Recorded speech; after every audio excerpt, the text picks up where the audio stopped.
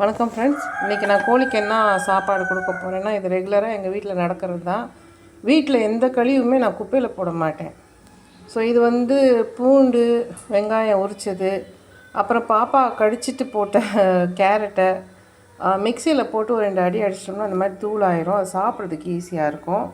அதுக்கப்புறம் இது பாருங்கள், இது நம்ம காலிஃப்ளவர் வாங்கிட்டு இந்த வேஸ்ட்டு இதையும் நான் பொடி பொடியாக நறுக்கி மிக்சி ஜாரில் போட்டுருவேன்.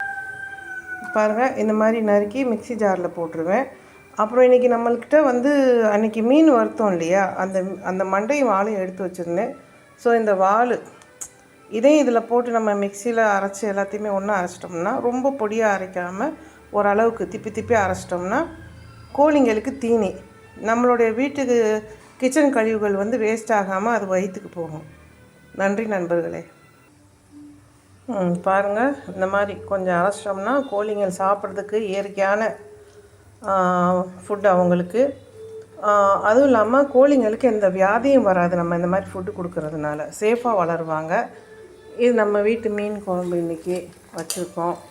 மீன் குழம்பு அப்படின்னா மண்டையும் வாலும் போட்டு மீன் குழம்பு, மாங்காய் போடுறோம்.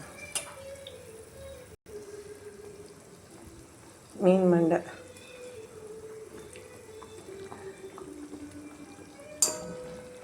ஒரு குழம்பு வாசனைக்கு சாப்பிட்டா போதும். ஏன்னா மீன் துண்டெல்லாம் அன்றைக்கி வறுத்துட்டோம். பண்ணா மீன் நான் காமிச்சேன் ஞாயிற்றுக்கிழமை.